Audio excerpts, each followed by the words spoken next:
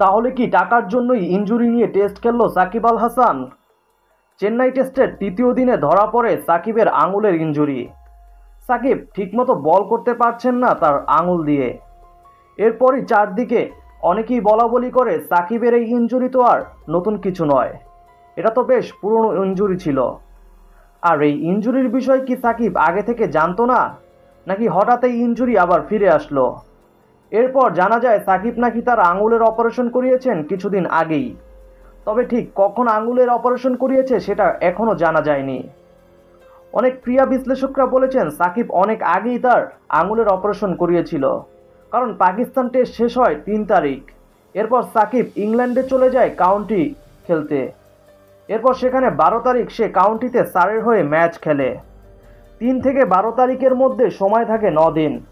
এই সময়ের মধ্যে সাকিব যদি তার আঙুলের অপারেশন করতো সেক্ষেত্রে সে সারের হয়ে ম্যাচ খেলতে পারতো না। আবার 12 তারিখ থেকে 15 তারিখ সারের হয়ে ম্যাচ খেলে সাকিব ভারতে চলে আসেন 16 অথবা 17 তারিখ। এই 2-3 দিনের মধ্যেও সাকিবের পক্ষে আঙুল অপারেশন করিয়ে টেস্ট খেলা সম্ভব নয়। তাই অনেক ক্রীড়া বিশ্লেষকদের মতে সাকিব তার অপারেশনটা করিয়েছিল অনেক আগেই, এবং তার এই আঙুলের ইনজুরির কারণ হিসাবে কাউন্ট্রিতে অতিরিক্ত বল করাকেই দায়ী করছেন। সাকিব কাউন্ট্রিতে 60 ওভারেরও বেশি বল করেছিল। তাহলে প্রশ্ন হলো, সাকিব কি তার ইনজুরির ব্যাপারে টিম ম্যানেজমেন্টকে কিছু জানাননি? ইনজুরি নিয়েই টেস্ট খেললো ভারতের সঙ্গে। তাহলে কি টেস্ট খেললেই যে 8 লক্ষ টাকা পাওয়া যাবে তার জন্যই কি সাকিব টেস্ট খেললো তার এই ইনজুরি নিয়েই?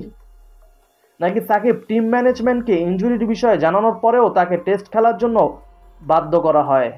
আপনাদের কাছে কি মনে হয়, সাকিব কি টাকার জন্যই ইনজুরি নিয়ে টেস্ট খেললো, নাকি টিম ম্যানেজমেন্ট থেকেই সাকিবকে টেস্ট খেলার জন্য বাধ্য করা হয়?